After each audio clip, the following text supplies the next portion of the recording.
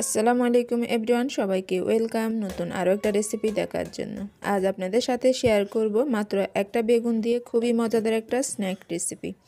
কম সময়ের মধ্যে এই নাস্তাটা তৈরি করতে পারবেন, কম ঝামেলায় কম সময়ের মধ্যে এটা যেমন তৈরি করে নেওয়া যায়, খেতেও আলহামদুলিল্লাহ দারুণ মজার। যারা ভাজাভুজি খেতে খুবই পছন্দ করেন, আশা করি আজকের রেসিপিটা আপনাদের খুবই ভালো লাগবে। আর এটা হয় একেবারে ভিতরে নরম জুসি আর উপরে হয় একেবারে মসমসে। তাহলে চলেন শুরু করা যাক।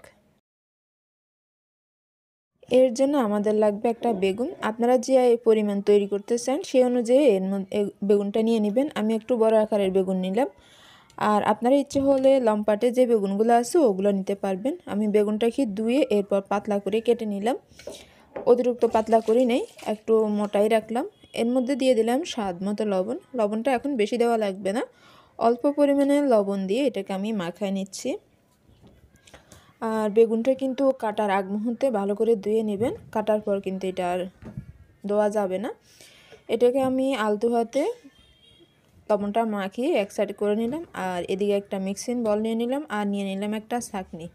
এর মধ্যে দিয়ে দিলাম 1 কাপ পরিমাণের বেসন, যে কোনো ডাউলের বেসন ব্যবহার করতে পারবেন। 1 কাপের 4 ভাগের 1 ভাগ শুকনো চাউলের গুঁড়ো দিয়ে দিলাম, হাফ চা চামচ পরিমাণের বেকিং পাউডার। এখানে অবশ্যই বেকিং পাউডার দিতে হবে, সোডা না। এরপর সব কিছুকে একটু সেলে নিলাম, আর যেগুলো দলা পেকে আছে এগুলোকে একটা চামচ দিয়ে একটু ভেঙে দিলাম। অবশ্যই এগুলোকে সেলে নেবেন, কারণ অনেক সময় বেসনের মধ্যে আস্ত দলা থাকে। এরপর এর মধ্যে দিয়ে দিলাম স্বাদ মতো লবণ। যেহেতু বেগুনে প্রথমে লবণ দিয়ে মেখে রাখছি, তাই সেই দিক খেয়াল করে লবণটা দিবেন। আর দিয়ে দিলাম এর মধ্যে জিরা ও ধনিয়া গুঁড়ো 1.5 চা চামচ পরিমাণের। আর দিয়ে দিচ্ছি এর মধ্যে হাফ চা চামচ পরিমাণের লাল মরিচের গুঁড়ো। মরিচটা সম্পূর্ণ জালের উপর ডিপেন্ড করে, যে যেমনটা জাল খেতে পছন্দ করেন সেই অনুযায়ী দিয়ে দিবেন। 1 চা চামচ পরিমাণের রসুন বাটা আর হাফ চা চামচ পরিমাণের আদা বাটা দিয়ে দিলাম।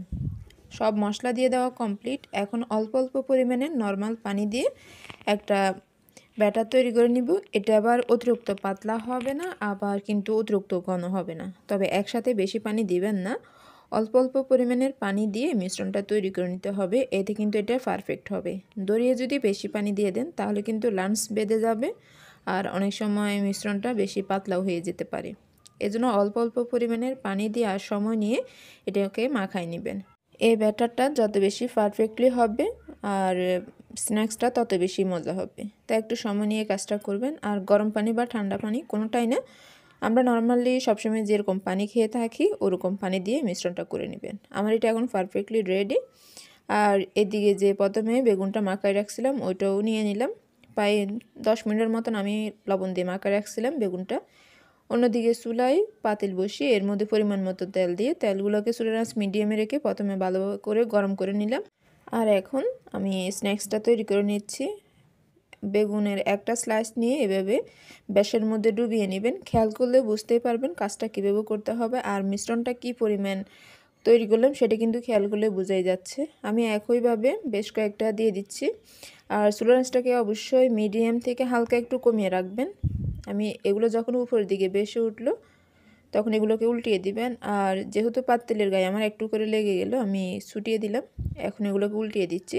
চুলার আঁচের দিকে অবশ্যই খেয়াল রাখবেন, অতিরিক্ত যদি কমিয়ে রাখেন তাহলে কিন্তু ভিতরে অতিরিক্ত তেল ঢুকে যাবে, খেতে ভালো লাগবে না। তাই চুলার আঁচটা মিডিয়াম অথবা মিডিয়াম থেকে হালকা একটু কমিয়ে রাখবেন। আসলে এক একজনের চুলার হিট এক এক রকম, সেই অনুযায়ী তারা আপনারা আন্দাজ করে বেজে নেবেন। আর এটা একটু মচমচে খেতে ভালোই লাগবে, একটু মচমচে করে আর সময় নিয়ে বেজে নেবেন। আমার এক বেজ বাজি করতে প্রায় 7 থেকে 8 মিনিট সময় লাগছে। আমি তুলে নিচ্ছি তেল ঝরিয়ে, যতটুকু সম্ভব তেল ঝরিয়ে তুলে নেবেন। আর একইভাবে আমি সবগুলা তৈরি করে নেব।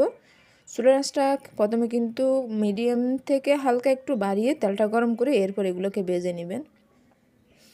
আর এটা এমনভাবে তৈরি করলাম ভিতরে কিন্তু কোনো তেলের অংশই নেই, একেবারে পারফেক্টলি। আর বেগুনটাও কিন্তু সিদ্ধ হয়ে যাবে। আর এটা কী পরিমাণ ফুলতেছে সেটা তো আর বলে বোঝানোর কিছুই নেই, খেয়াল করলেই বোঝাই যাচ্ছে। হাতের কাছে আপনাদের যে ধরনের বেগুন থাকে আপনারা ওই ধরনের বেগুন দিয়ে এই স্ন্যাক্সটা তৈরি করতে পারবেন। এটা যে শুধু রমজান মাসে খেতে হবে বা রমজান মাসে খাওয়া হয় তা না, যে কোনো সময় এটা তৈরি করে হুটহাটভাবে খাওয়া যায় যদি হাতের কাছে বেসন থাকে আর কি। এটা কী পরিমাণ পারফেক্ট হলে খেয়াল করেন, তাহলে কিন্তু আমি আর বলে বোঝানোর প্রয়োজন হবে না, নিজেরা বুঝতে পারবেন। একেবারে পারফেক্ট, উপরে একেবারে মচমচে আর ভিতরে একেবারে জুসি। খেয়াল করেন বেগুনটাও একেবারে পারফেক্টলি সিদ্ধ হয়ে গেছে। আর এটা আপনারা চায়ের আড্ডা যেমন পরিবেশন করতে পারবেন, ইচ্ছা করলে এটা মুড়ি দিয়েও পরিবেশন করতে পারবেন অথবা সস।